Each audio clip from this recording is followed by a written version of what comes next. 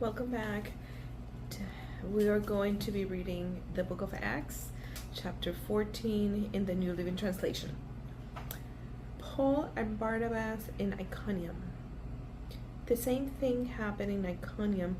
Paul and Barnabas went to the Jewish synagogue and preached with such power that a great number of both Jews and Greeks became believers.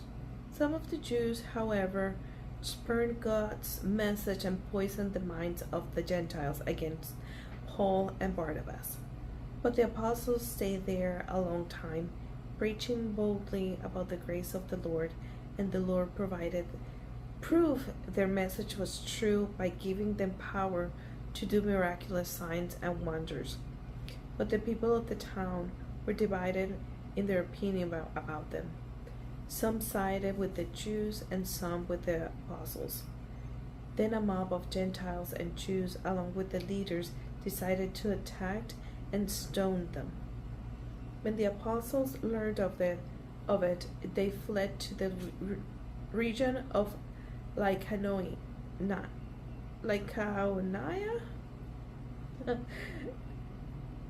to the towns of Lystra and Derbe and the surrounding area, and there they preached the good news. Paul and Barnabas in Lystra and Derbe. While they were at Lystra, Paul and Barnabas came upon a man with crippled feet.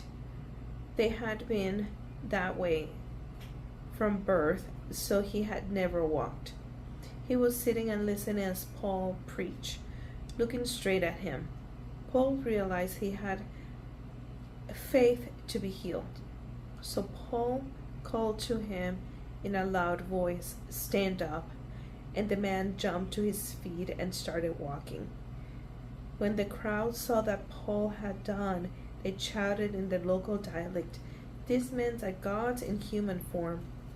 They decided that Barnabas was Greek god Zeus and Paul was Hermes, since he was the chief speaker.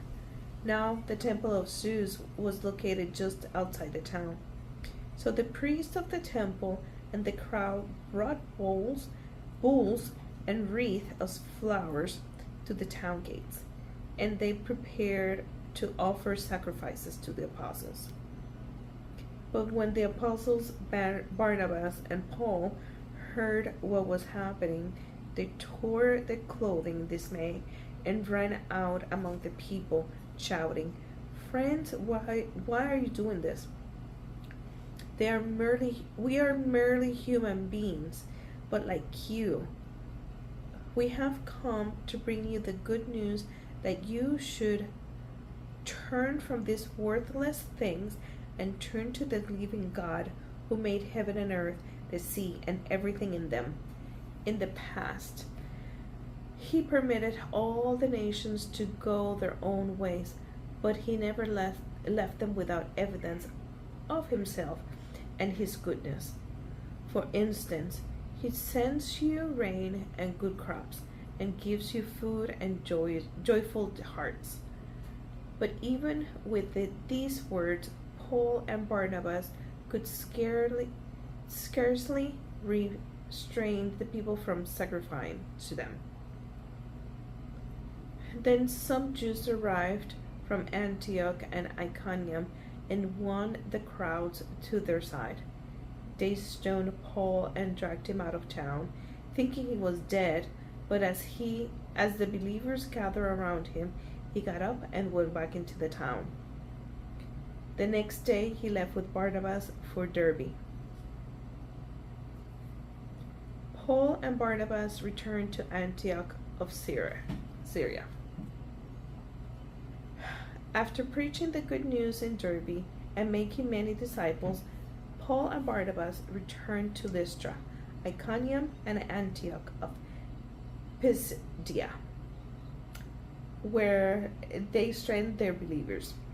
They encouraged them to continue in the faith, reminding them that we must suffer many hardships to enter the kingdom of God. Paul and Barnabas also appointed elders in every church. With prayer and fasting, they turned the elders over to the care of the word of the Lord, in whom they had put their trust. Then they traveled back through Pisidia to Pamphylia. They preached the word in Perga. Then they went down to Attalia. Finally, they returned by ship to Antioch of Syria, where their journey had begun.